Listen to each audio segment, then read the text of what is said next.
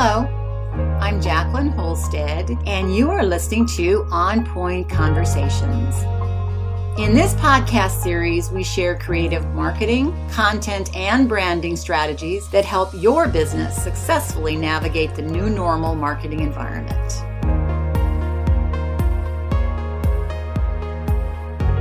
I am Jacqueline Holstead, and I want to talk to you today about communication. And communication seems to be very basic, and people will say that all the time. If there's, something similar to training where something really bad can go wrong and the blame will go on training. We need to train better. And training could be the issue. But today we're going to talk about communication. And it's not always what you say. It's better yet, what did you mean by what you did? Or what did you portray? What did you indicate to people that you meant with your communication or didn't mean with your communication? I wrote a blog post on this. I did put it up last week. It's called What Did You Say? Or better yet, What Did That Mean? If you want to look that up, I'm going to be following that pretty closely.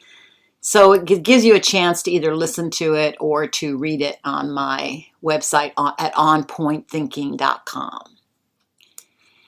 Any leader who wants to improve relationships with team members, staff, or consumers should really begin by focusing on being a very good communicator.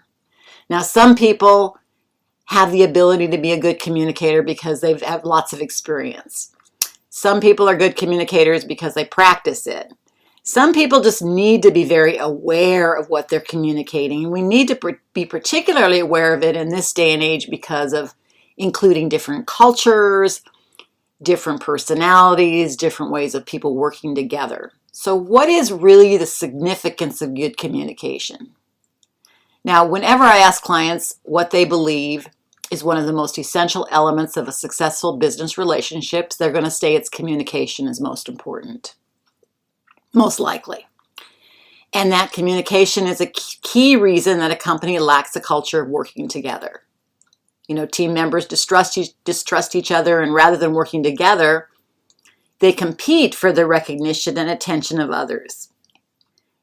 It is not the culture that leaders should want or expect, and yet the leader can be the reason for those issues. Now, some leaders do want competition among their employees. We're going to now talk about a company that wants more communication and communication that gets things done and is effective and helps the company grow. Communication has a direct influence on an organization's overall experience. It does really impact the company and member performance. So if you want a more successful, profitable company, and a place that people want to return to every day and do return to every day, then let's start working on communication. There are other factors, by the way, but let's start on communication, because in my work and how much and how frustrating the lack of communication can be. And I have found that poor communication is a top contributor to staff not performing as expected or needed. It's not like people necessarily want to go in and say, I want to do this wrong, but they might not understand what you're doing. So let's start with lack of communication as a major issue that creates many other issues in the organization. And that if we work to improve that, we're going to have more satisfied, engaged team members, and therefore should result in more productivity and better job performance, and therefore more profitable company. So in my experience, staff members often express frustration about the lack of information or being caught by surprise or really feeling they're not being listened to. And then top management might say, well, that's not true. We have lots of information that goes out. We provide information way ahead of time instead of providing surprises, and we're always listening. But again, it's not just what you say, it's what you do. So let's talk first about developing trust, which is a big one. And number one, you don't want to break trust so that you don't have to build it again, because building trust is hard. It's better if we get from the very beginning a trusting situation. So causing a lack of trust, I hope, is no one's intent when they're communicating to their team members and staff, but it can be a result. If you're really failing to communicate successfully, it can undermine relationships and diminish credibility, because it's really not reasonable to expect your staff to work cooperatively with someone they don't feel positive about or whose reliability they question. And make no mistake, these feelings affect trust. It's impossible to have a positive relationship with someone without trust. And again, as I said, you want to develop trust from the beginning and don't break that trust. And if you inadvertently have broken trust for a reason it wasn't your intent, you want to make sure that you patch that up quickly and that you communicate your error or your situation and what you did incorrectly, and therefore people will therefore develop even a better trust level because you're going to admit your mistakes. There's also there's quantity versus quality. Some people feel, and I've heard this, where I sent a 20-page report out at the beginning of the year. It had all the goals, objectives, and expectations. Well, that's a good thing. However, it doesn't necessarily mean you're communicating with your people. It's a one-way communication. You've sent it out. Have you asked for feedback? Or have you kept up? And some people will say, well, I do an ongoing weekly email with updates that tells everything. But understand that while frequency is important, quantity doesn't automatically translate into quality. So if your staff is not responding with desired results, consider the possibility that your communication techniques need improving. Think of all the interactions you have involving some type of communication. Are they contributing to a positive performance outcome, or are they inadvertently adding to frustration of expectations not being met? Now, I want to pull two tips from a top communicator. Her name is Diana Booher, Booher, and she has a book called What More Can I Say? And in it, I pulled two tips that I thought were particularly good and understanding of what happens sometimes. Now, number one is listen for what's not said in a conversation or document. You can ask yourself, why did the person not mention a particular topic? Why did they not ask the next logical question? Why did they skirt an issue when it would have been typical and reasonable to discuss the topic? And know that silence speaks volumes. So carefully and thoughtfully try to discern what is not being said, including feelings and motivating factors, so you better understand the situation.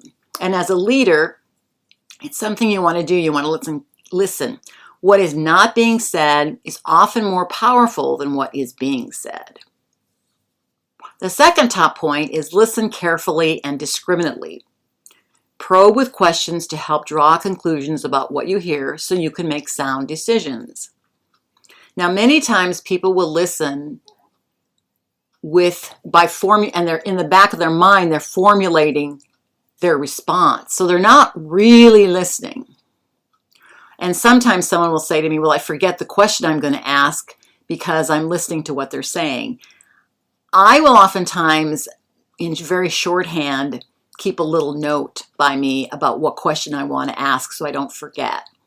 And that way, when that person is done speaking and I've listened to them carefully and discriminatorily, I can then ask that question rather than interrupting them, which causes an interruption in their own communication and is not a good way to communicate. And when you're probing with questions, you want to be careful that you're not acting like the lawyer who's probing with questions. You're just asking questions to learn more. It's really important to remember that people are going to judge the messages they're receiving, even if that's not your intent. And sometimes this happens when someone finds out later about additional time commitments and expectations that weren't outlined initially and not acknowledged. And research shows that many leaders are missing an opportunity to establish good relationships by not properly orientating their members to their roles and responsibilities and to the organizations they serve. And that can come in the very beginning with the hiring process. This study reports a lack of knowledge about their roles and responsibilities. And we often have seen job descriptions that go on for pages, but really knowing what their job responsibility is in the beginning is a very helpful thing to do. So who's responsible for providing that knowledge and when does it occur? Well, I think that's the organization staff, everyone who's responsible for information and timing. They're also responsible for the delivery of the information during the orientation process. The reason I'm going back to the hiring process is because that's when you first become engaged probably with a particular individual. And it's the time that trust can be built or damaged. So if trust is damaged at the very beginning of an encounter or relationship, it will continue being a problem. And that distrust will continue. And that's a long process and hard battle to again build trust. And it's not going to be necessary to rebuild trust if trust isn't damaged. Now let's talk about this because now I've given you these reasons to good communication. So here are some 7 actions to begin to turn communication efforts from a possibility of being poor to being more effective and developing more positive and improving relationships. The first one, be upfront right away by starting with your recruitment process and expectations. Be upfront on the role and responsibilities and what to expect. Talk about the company culture and be sure to be open and honest. If you feel like you have to hold back information, then maybe it's time to work on your company culture instead of hiding that information because you're afraid to provide it to somebody new. If you believe that you or your staff must provide a more positive image or basically weasel word things to get a new potential employee, then start changing the work environment to be more positive, welcoming, and what makes people want to work within that environment. The second thing is incorporate your team in making key decisions and in the planning process. Making changes to policy or goals will be a lot easier if your team members have been involved in the decision-making process. Now you might consider, well, I can make a decision and it's a lot easier for me to make a decision and just be dictatorial about it.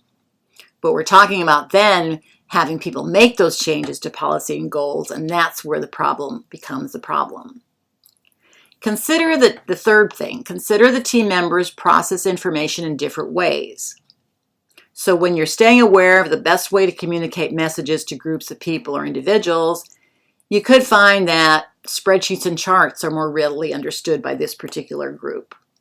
Or you could find it's better to have a Word document, or it's better to present in person.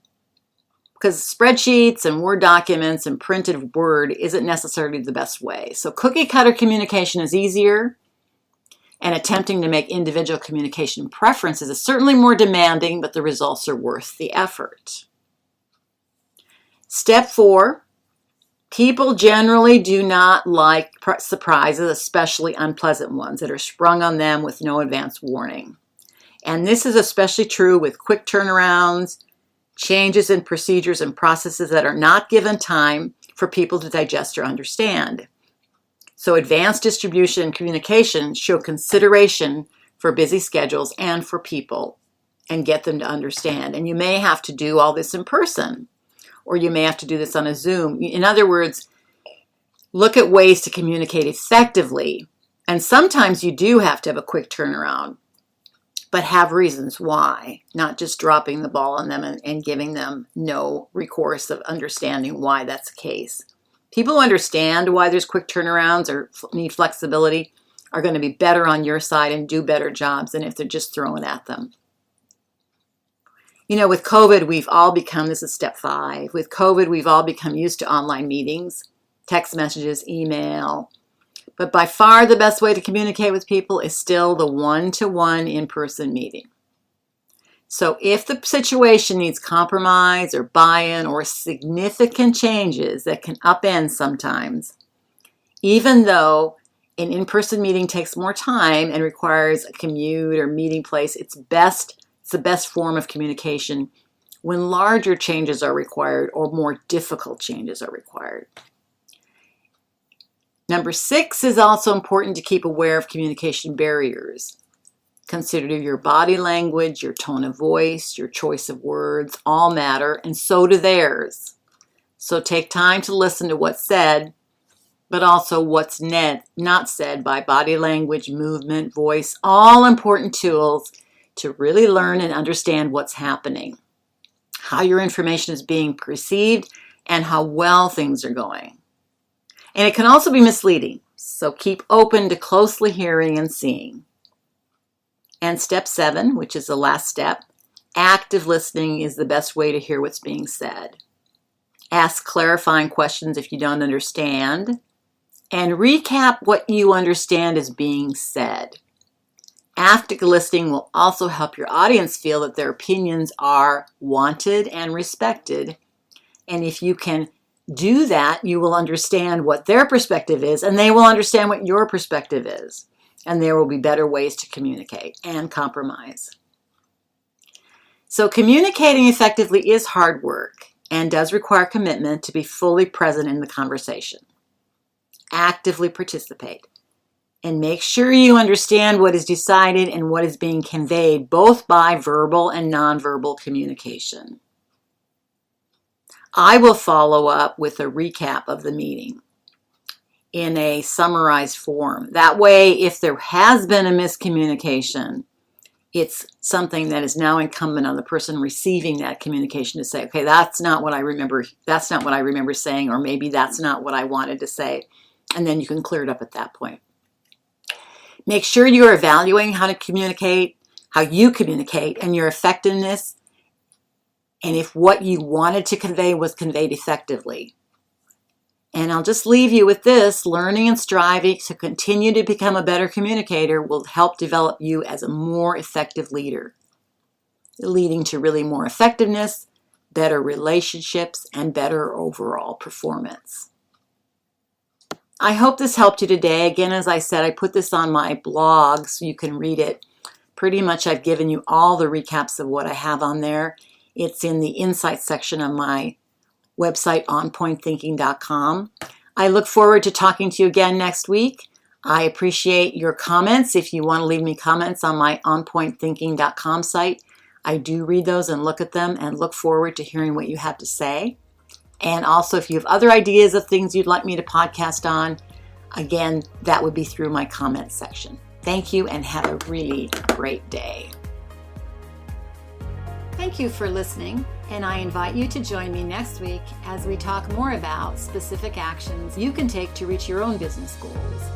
You can find my library of other inspiring podcasts like this one at onpointthinking.com. Again, thank you for listening. This is Jacqueline Holstead at On Point Conversations.